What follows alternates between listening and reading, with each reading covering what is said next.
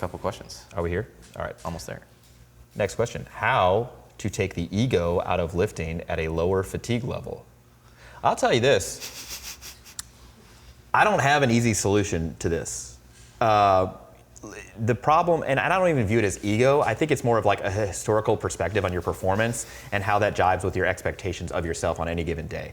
If you've got this long, multi-year, in my case, 10 plus year career of lifting weights, particularly at a high level, I know what I can squat for every rep range from 1 to 20, and anytime that's on the table, I'm like, well, I gotta meet or beat my previous best, and anything less than that is a failure.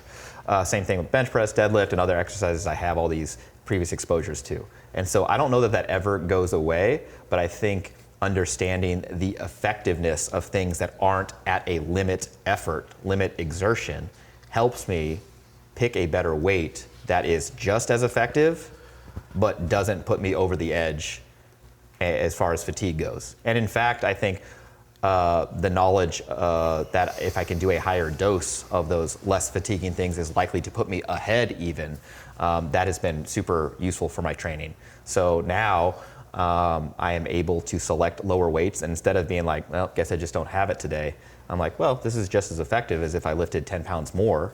It's not an all-time PR, but it's just as effective, and I feel fine about it. My training sessions now are so much less stressful to me from like a mental standpoint.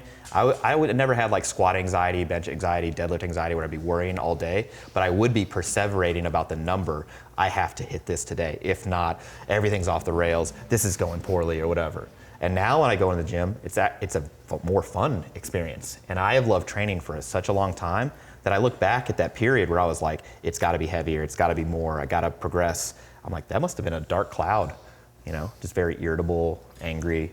How much caffeine do I need to take? How much Rick Ross do we need? How much Olympic Randall Strawson Iron Mind videos do we need to watch in the background of the garage to get hyped up for this? So yeah, I don't know that I would ever take your ego out. You just can't, right? It's just there. It's like always in the background.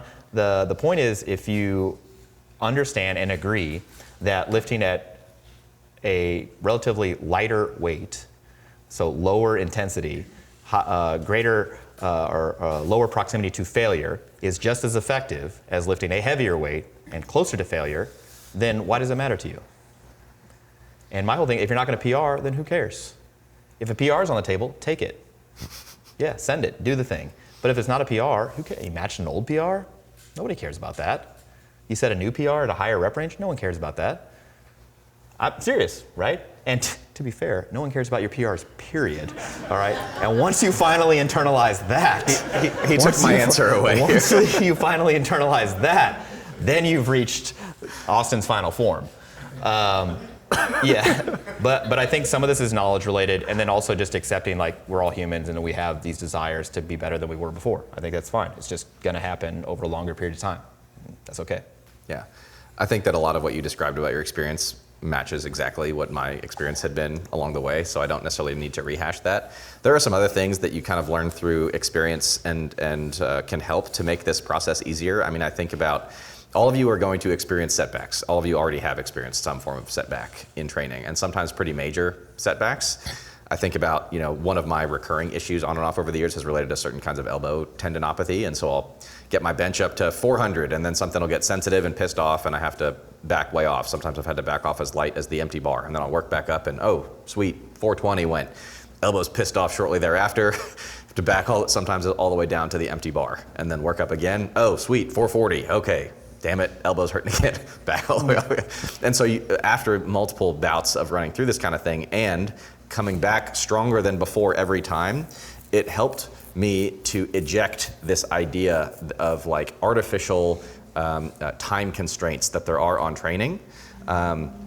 This idea that you have to make your training progress efficiently, that you need to do it as fast as possible and anything else is wasting time. Yeah. That's the kind of thing that makes people make stupid decisions in training, among others. But that's a major driver, is this idea that if I don't add weight as quickly as possible, for example, as is commonly recommended in the beginner phase of training, then it's wasting time.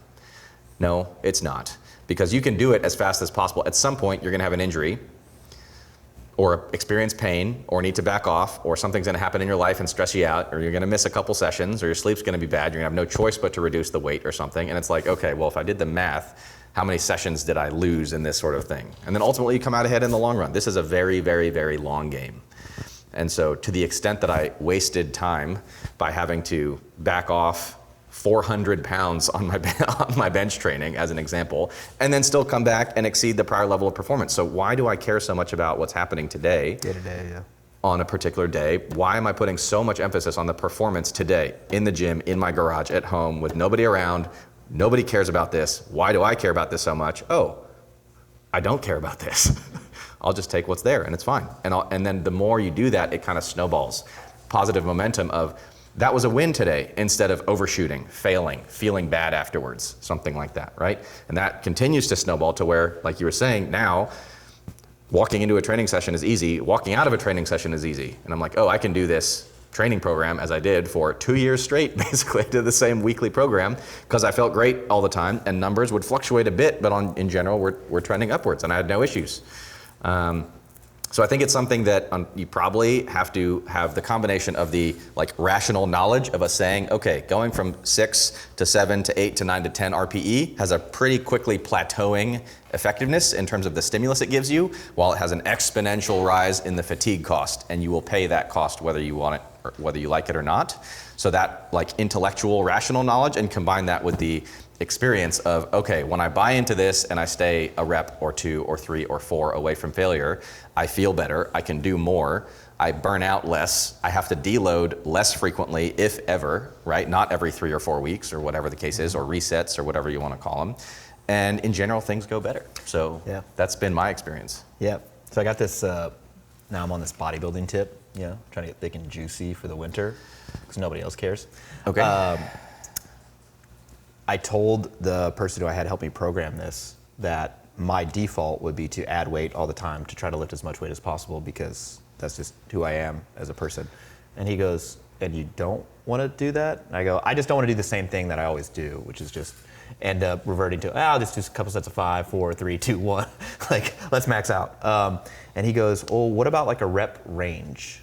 What if instead of, all right, we're gonna do a set of 6 at 8 or 2 reps left in reserve, what if we do a range of 6 to 10? And the only way you can add weight is if through across all the sets you hit 10, 10, 10 reps. And then next week you can add a little bit of weight. Yeah, go. Double progression kind of That's deal. genius. Yeah. Let's go. Yeah, so anyway, that's how I'm saving myself from myself. Yeah. Okay. Okay.